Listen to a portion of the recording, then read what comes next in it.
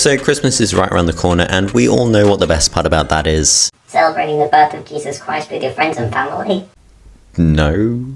The food? No, of course not. We all know that it's gifts. So as a creative person, I thought I'd make this list of the top 10 gifts to give to your artist friends, or to ask for to yourself if you haven't asked for anything already, because, I mean, Christmas is a week away. Like, you better get asking. One haircut later. So coming in at our number 5 spot, we have any sort of small scale sketchbook. I'm sure we've all had those times wherever you're out and about and you want to draw something, you see a nice looking tree, building or something like that.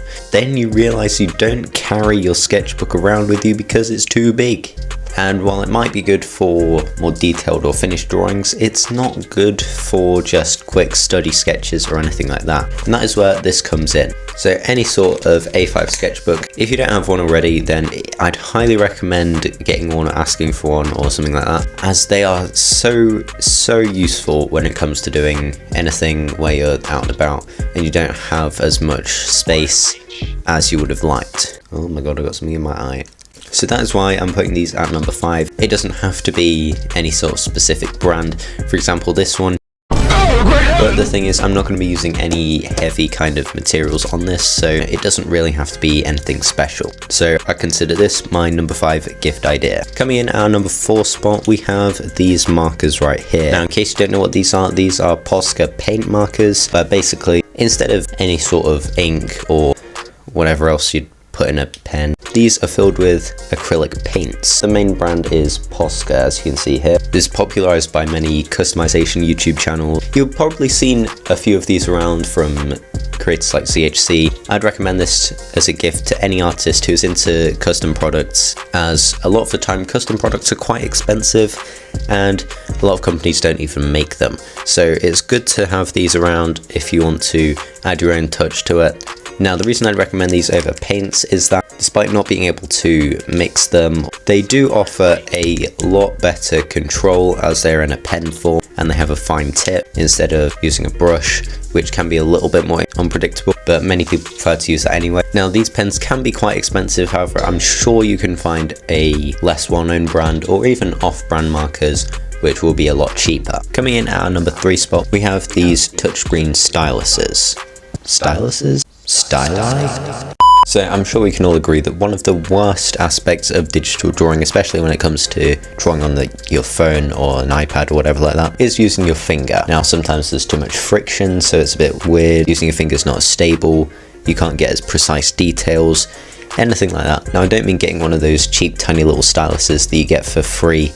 I don't know where you get for free, but you get the idea. We're talking about something like this, something a lot higher quality. In fact, it's actually longer than my pencil, so it's a lot easier to hold in your hand like that. And I'm not sure about many other styluses, but this one actually has 2 separate ends. We've got this thin type thing here, which I assume is for finer details. I'm not really sure, I haven't found a use for it yet. And also we've got the classic kind of rounded tip here. However, it's not made of rubber, it's made of some kind of fabric. I'm not sure if it gives you some kind of advantage, but it feels nicer, so that's always a positive. So I would highly recommend these to any kind of digital artist who is working on like their phone or something like that and doesn't have access to any drawing tablets or anything like that. They do work pretty well, and I would recommend these as a gift to someone else. But yeah, let's get into our number 2 spot.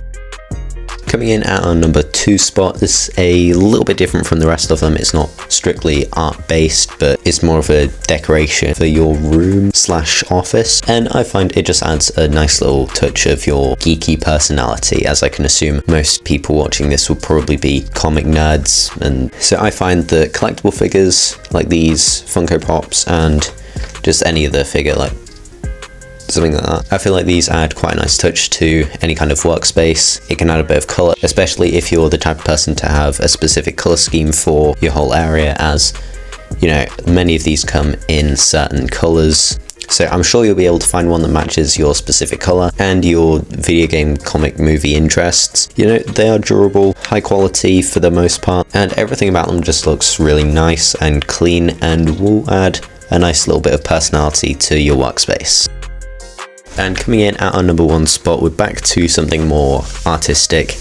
And this is any form of storage for your art supplies. Now this can be anything from a little carry case like this to a full pencil case, or you could go all out and get a huge case like this. Now I know from experience that having all your art supplies in one space can be pretty difficult. I often tend to get something out, especially if I'm using like color pencils or alcohol markers or anything like that, where you need to get them out, put them back while you're like blending. I can assure you that you will never get around to putting them all back in the right place. And that is where something like this comes in. Something convenient that you can just have lying around, get things out of, put them back, and help keep your desk space clean. These can also be used if you're on the move or something, especially if you're using a lot of different supplies. As you can see, they roll up into quite a compact little space. They could probably fit in your pocket if you squeezed it down enough. And that is going to do it for my list of the top 5 gift ideas for artists and creative people. Thanks for watching. I hope you enjoyed, and if this did help you, then please let me know in a comment down below. Also put any gift ideas that you have down there as well, if you have any. And also I do apologize for being gone for like 3 weeks. I don't know what happened, but I just couldn't be bothered to get this done. But anyway, thank you so much for watching. If you did enjoy, make sure to subscribe and like the video. And if you didn't, then YouTube took away the dislike button, so you can't do anything about it. But anyway, I'll see you all next time.